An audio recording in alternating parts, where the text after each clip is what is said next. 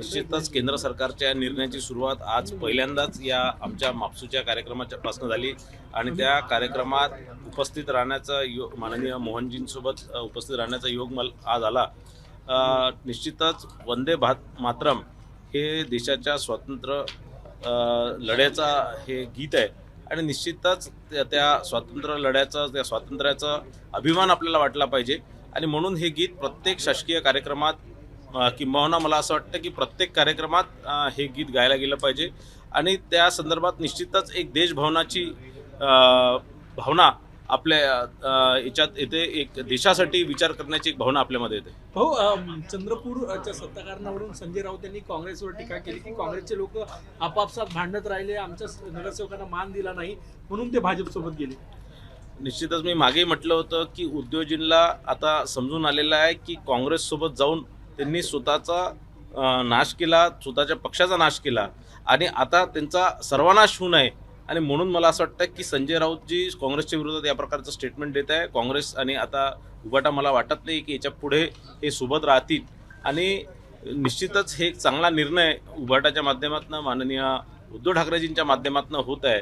मागे मी बोललो होतं काँग्रेस ही विषकन्या आहे आणि जेही काँग्रेससोबत जातात त्यांचा ते बर्बाद झाल्याशिवाय, त्यांचा सत्यानाश झाल्याशिवाय राहत नाही आणि निश्चितच या माध्यमातून का होऊ नये संजय राऊतजी आणि उद्धव ठाकरेजी मी स्वतःला सावरून घेतलं आणि काँग्रेसपासून आपल्याला दूर केलेलं आहे। मनसेने चिमटा काढला की कुठेतरी पैसे घेऊन उभाटाने भाजपला मदत केली बा। मला असं वाटतं की जे स्वतः कॉइन बॉक्स आहे आणि ज्यांना कॉइन बॉक्स म्हणून ज्यांची ख्याती आहे त्यांनी या प्रकारचं वक्तव्य दुसऱ्यांवर करू नये। मला असं वाटतं की राज ठाकरेजींनी या प्रकारचं कोणतंही वक्तव्य पुन्हा दुसऱ्यांवरती करू नये, विशेष करून भाजपवर तर बिलकुलच करू नये। भाऊ, अजितदादांच्या अपघातापूर्वी अजितदादा ज्याच्यासाठी थांबले होते तो विदर्भातला नेता होता आणि प्रामुख्याने भंडारा गोंदियातला राईस मिल संदर्भातला तो निर्णय होता अशी माहिती समोर येत आहे। तुमच्याकडे काय माहिती आहे, काय तथ्य आहे? अजितदादा थांबले होते की नाही होते याची मला कल्पना नाही आणि अजितदादा जर समजा विदर्भाच्या एखाद्या ज्वलंत प्रश्नाच्या फाईलसाठी जर थांबले असतील तर याच्यात कोणतंही गैर नाही आणि मला असं वाटतं की ते प्रत्येक गोष्ट त्यांचं ठरलेलं होतं। म्हणजे प्रत्येक किती वाजता घरून निघायचं, किती वाजता टेक ऑफ करायचं, किती वाजता लँड करायचं। तर मला असं वाटतं रोहित पवारच्या माध्यमातून आणि राष्ट्रवादी काँग्रेस शरद पवार गटाकडनं मला असं वाटतं या सगळ्या याचं काहीतरी राजकारण करण्यात येत आहे। त्या दुर्दैवी घटनेचं वर राजकारण करत येत आहे आणि काहीतरी स्वतःकडे सहानुभूती खिचून घेण्याचा हा मला वाटतं त्यांचा केविलवाना प्रयत्न आहे। आज 12 फेब्रुवारी आहे, राष्ट्रवादी विलिनीकरणाची आज घोषणा होणार होती असं पवार गटाच्या नेत्याकडनं सांगितलं जात आहे, परंतु अजितदादा यांच्या निधनानंतर ते सगळं बारगडलं। नाही, मला असं वाटत नाही की राष्ट्रवादी आणि शरद पवार गटाचं काही विलिनीकरण होणार आहे किंवा होणार होतं। मला असं वाटतं अजितदादा गेल्यानंतर या सगळ्या गोष्टींचा मुद्दामून ओळापळ करण्याचा प्रयत्न काही स्वार्थी नेते करतात आहे। जे सत्तापासून लोक आहेत ते सत्तेमध्ये येण्याकरता या प्रकारचं काहीतरी एक मनगणन कहाण्या त्या रस्त्यात आहे।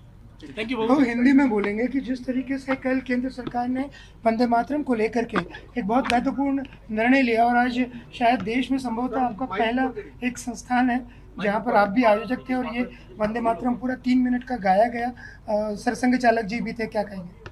निश्चित ही इस देश में रहना होगा तो वंदे मातरम कहना होगा और इस स्वरूप का एक अध्यादेश केंद्र सरकार के माध्यम से निकाला गया हुआ है। कल ही ये अध्यादेश निकाला गया हुआ और आज मापसू के कार्यक्रम में माननीय मोहन भागवत जी के साथ मुझे भी मंच पर रह के ये इसकी शुरुआत यहाँ से करने की, वंदे मातरम गीत की शुरुआत यहाँ से करने का भाग्य मिला। मैं इसके लिए खुद को भाग्यशाली मानता हूँ और निश्चित ही ये एक अच्छी प्रथा है जो हमको हमारे स्वतंत्र जो लड़ा था, हमारा जो स्वतंत्र का जो अधिकार हमको मिला, हमारा देश स्वतंत्र हुआ, ये सब चीज़ें याद करने की, उसके लिए जो लोगों ने आहुति दी उनकी याद करने का ये एक अच्छा सुवर्ण मौका है। हो, मराठीमध्ये देश में रहना होगा। मराठीमध्ये सुरुवात भाऊ, आज काल केंद्र सरकारने निर्णय घेतला आणि आज कदाचित देशात पहिल्यांदाच जे महाराष्ट्राचे जे पशुवैद्यकीय महाविद्यापीठ आहे त्याच्या कार्यक्रमामध्ये हे गीत पूर्ण 3 मिनिटं गायले गेलं आणि त्या कार्यक्रमामध्ये सरसंघचालकांसोबत मंचावर आपण सुद्धा होतात, आपण एक आयोजक म्हणून होतात, काय म्हणतात? इस देश में रहना होगा तो वंदे मातरम कहना होगा आणि निश्चितच याच आधारावर केंद्र सरकारने वंदे मातरम गीत गाण्याचा, प्रत्येक शासकीय कार्यक्रमात वंदे मातरम गीत गाण्याचा एक GR शासनाने कालच काढलेला आहे. आणि आज सर्वप्रथम या GRचं इम्प्लिमेंटेशन मापसूच्या कार्यक्रमाच्या माध्यमातून माननीय परमपूजनीय संघचालक डॉक्टर मोहनजी भागवत साहेबांच्या सक्षम पुढे असून त्या व्यासपीठावर त्या माध्यमातून मी सुद्धा तिथे उपस्थित होतो. सर्वप्रथम हा इथे झाला, त्याबद्दल मी स्वतःला भाग्यशाली समजतो. संध्या सव्वा लाखे यांनी टीका केली होती तुमच्यावर भंडाऱ्यामध्ये, काय सांगता? मला कोण संध्या सभेला की काँग्रेसची महिला प्रदेश अध्यक्ष आहे यवतमाळची. काय टीका केली? सोयाबीनचे दर बाजारात कोसळलेले आहे. सोयाबीन आयात होईल या भीतीने जे आहे ते सुमारे 500 रुपये क्विंटल जो आहे तो सोयाबीनचा दर कोसळलेला आहे. अमरावती विदर्भात सोयाबीनचे मोठ्या प्रमाणात मी या संदर्भातली माहिती घेऊन सांगतो, मला एक्झॅक्ट माहिती नाही.